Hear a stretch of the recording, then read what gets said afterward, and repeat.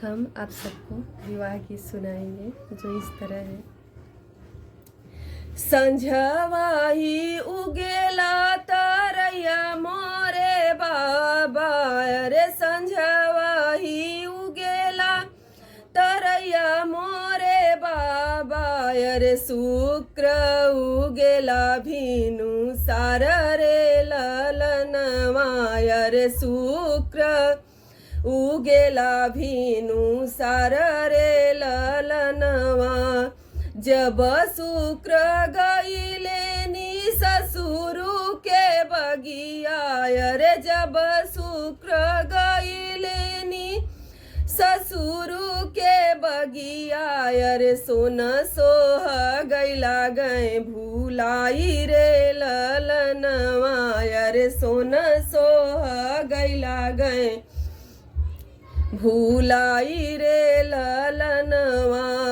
सबके त छोड़े शुक्र ससुरु के बगिया रे, सबके त छोड़े शुक्र ससुरु के बगिया रे, अपने घरे चली आवई रे ललनवा रे, अपने घरे चली आवई रे ललनवा।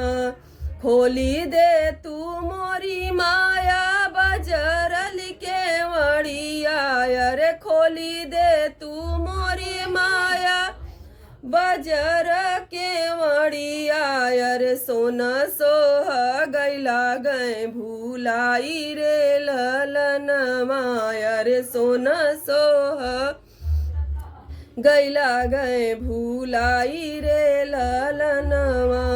कैसे के खोली बेटा बजरल के वड़िया रे, कैसे के खोली बेटा बजरल के वड़िया रे, राम रसोइया जेवना रे ललनवा रे, राम रसोइया जेवना रे ललनवा।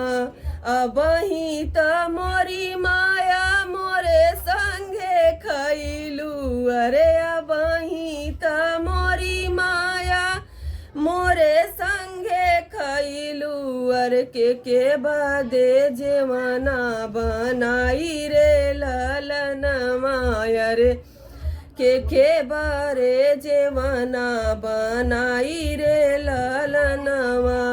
आवत हुई बेटा तोहरी बहुरिया रे, आवत हुई बेटा तोहरी बहुरिया रे, आत्मा के लेती जुड़वाई रे ललनवा रे, आत्मा के लेती जुड़वाई रे ललनवा। जऊ मोरी माया तोह के दुख होई हई, जऊ मोरी माया तोह के दुख होई हई अरे, नाही करबई अपना विवाह रे ललनवा रे, नाही करबई अपना बियाह रे ललनवा। सबके त छोड़े शुक्र ससुरु के बगिया रे, सबके त छोड़े शुक्र ससुरु के बगिया रे, अपने शुक्र गईले समाई रे ललनवा रे, अपने शुक्र गईले समाई रे ललनवा। ये वही शुक्र का गाना है जिनको साक्षी मान करके शादी होती है।